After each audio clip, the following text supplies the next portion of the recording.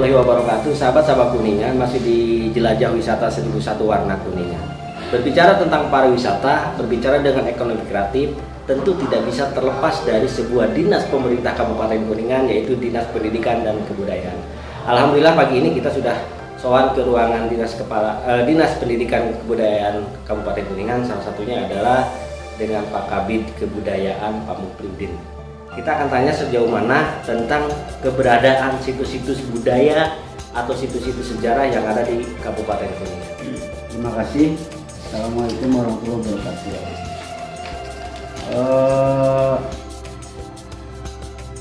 Pertanyaan tentang sejauh mana respon dari Dinas Pendidikan di bidang kebudayaan terhadap temuan-temuan yang diduga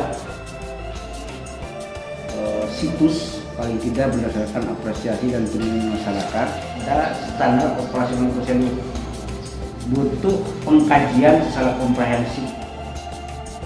Secara formal, legalitas kajian itu ada di apa yang kita sebut dengan tim ahli cagar budaya.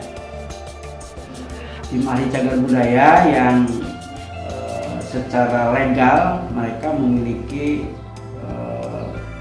sertifikat dari Lembaga Sertifikat Kebudayaan Nasional. Nah,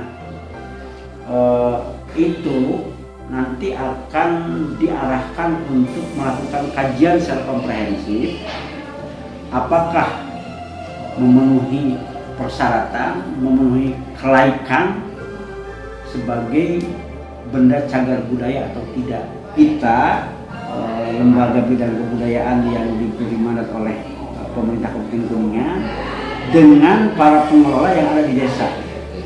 Nah, diharapkan nanti ada sinkronisasi setelah pemahaman persepsi.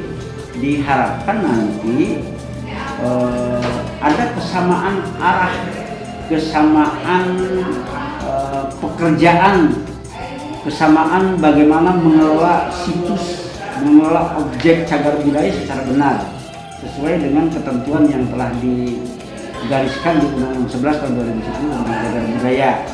Harapannya adalah ketika ada temuan-temuan situs itu yang baru di desa, harapannya pemerintahan desa, kepala desa itu proaktif kan ya, membantu tentang bagaimana temuan itu bisa menjadi satu temuan yang bisa dikaji menjadi situs yang bisa diregistrasikan.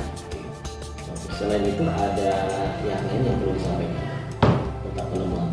Hal lain gitu kan, karena situs itu berada di desa, gitu, harapannya ketika situs itu menjadi tanggung jawab pemerintah secara berjenjang, desa juga bagian daripada pemerintahan, sehingga barangkali tidak ada salahnya ketika desa juga ikut terlibat di dalam mengembangkan, memanfaatkan sekaligus gitu ya, juga melihat ada beberapa aspek mungkin ya yang bisa dilihat sebagai penguatan untuk dijadikan sebagai situs. Gitu kan, dari unsur arkeologinya ada, dari unsur sejarahnya ada, dari hukumnya ada, juga dari arsiteknya ada. Dan ini mereka yang bisa memberikan penjelasan bagaimana penemuan-penemuan itu dijadikan situs, dan ketika itu sudah berlangsung dan itu bisa diajukan gitu kan ke BPKB, sehingga nanti di sana akan terjadi satu proses persidangan yang ini akan menjadikan satu dasar penetapan apakah temuan itu menjadi situs atau bukan. Harapannya temuan-temuan yang ada dan yang sudah ada kan gitu, ini bisa diregistrasikan dan terregistrasikan sehingga ini menjadi aset pemerintah daerah dan juga aset pemerintahan desa yang nanti kedepannya bisa memperkuat perekonomian. Karena kenapa, mungkin misalnya ada pengunjung atau lain sebagainya yang menjadikan potensi wisata religi atau potensi wisata kepurbakaan.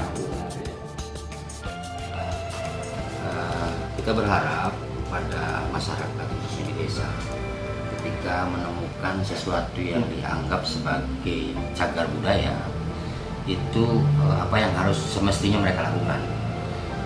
seperti yang sudah ada hari ini, contohnya di Sada Mantra, mereka melakukan koordinasi dengan kami, sehingga kami bisa menindaklanjuti dalam konteks tim ahli yang ke depan akan disiapkan.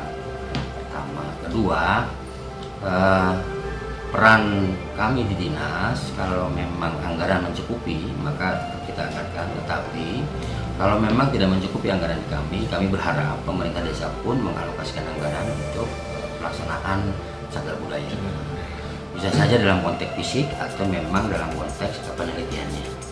Karena kan ketika dilaporkan ke kami, maka kami akan inventarisir, setelah itu kita siapkan tim ahli cagar budaya yang bisa menentukan bahwa benda yang diduga sebagai cagar budaya adalah cagar budaya. Nah, hasil penelitian itu akan ditindaklanjuti berupa pendaftaran dan surat keputusan bupati kalau memang itu masuk ke dalam ranah benda cagar. Ini bisa mendongkrak perekonomian warga sekitar ketika memang itu sangat menarik untuk dikunjungi.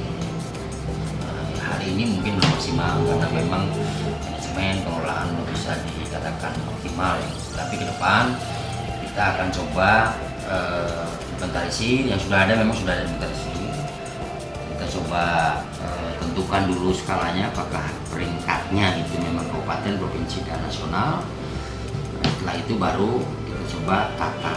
Artinya tahapannya sudah jelas dari awal sampai kepada akhir. Setelah itu maka bagi kami mangga dinas pariwisata yang akan menindaklanjuti dalam konteks eksplor ekonomi kreatifnya di sana. Artinya kaitannya penjualan eksposnya di pariwisata. Tapi kalau di kita hanya dapurnya saja. Untuk mengelola. Ya, dapurnya saja di kita.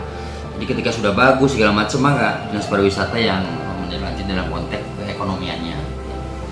Jadi kita hanya mengelola saja. Ya, menjadi destinasi wisata segala macam di mereka.